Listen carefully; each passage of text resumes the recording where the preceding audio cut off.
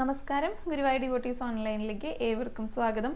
ഇന്ന് ഗുരുവായൂർ ഉത്സവം 9ാം ദിവസമാണ്. ഇന്നാണ് ഭഗവാൻ പുറത്തേക്ക് എഴുന്നള്ള പള്ളിവേട്ട എന്നാണ്.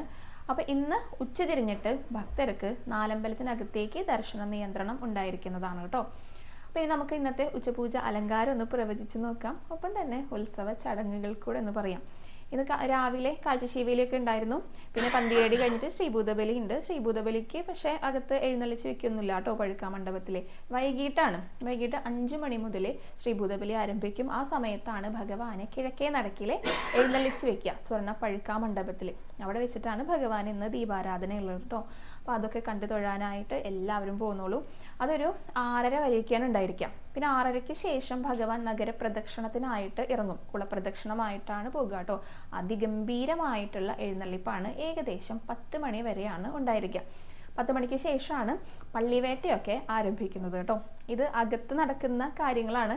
പിന്നെ പുറത്ത് ഇന്ന് അധികം കലാപരിപാടികളൊന്നും ഇല്ല കേട്ടോ. ആധ്യാത്മിക പ്രഭാഷണം, അഷ്ടപതി നാഗസ്വര കച്ചേരി, പിന്നെ സമ്മാന വിതരണമൊക്കെയാണ്. ഇതൊക്കെ രാവിലെ തന്നെ കഴിയും. കാരണം ഭഗവാൻ പുറത്തേക്ക് എഴുന്നള്ളാണ് കേട്ടോ. അതുകൊണ്ടാണ് ഈ രാവിലെ തന്നെ കലാപരിപാടികളൊക്കെ അവസാനിക്കുന്നത്.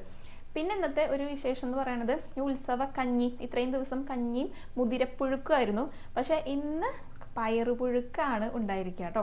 കാരണം പള്ളിവേട്ടയ്ക്കൊക്കെ പോകുകയല്ലേ, അതിൻ്റെ ഒരുക്കങ്ങളൊക്കെ നേരത്തെ കൂട്ടി ചെയ്യണ്ടേ. അപ്പോൾ ഈ മുതിരയൊക്കെ വേവുന്നതിനേക്കാൾ കുറച്ച് സമയം പയറ് വേവാനായിട്ട് വേണ്ടു. അതുകൊണ്ടാണ് ഈ മുതിരപ്പുഴുക്കിന് പകരം പയറുപുഴുക്ക് എന്ന് പറയുന്നത്. അത് ഇന്നത്തെ ദിവസമാണ് ഉണ്ടായിരിക്കുക കേട്ടോ. അപ്പോൾ ഇതൊക്കെയാണ് ഉത്സവ വിശേഷങ്ങൾ. ഇനി നമുക്ക് അലങ്കാരത്തിലേക്ക് കടക്കാം. ഇന്നലെ നമ്മുടെ ഭഗവാനെ 2 കൈയിലും നിറയെ വെണ്ണയെടുത്ത് നിൽക്കുന്ന വെണ്ണക്കണ്ണനായിട്ടായിരുന്നു ചാർത്തിയിട്ടുണ്ടായിരുന്നത്.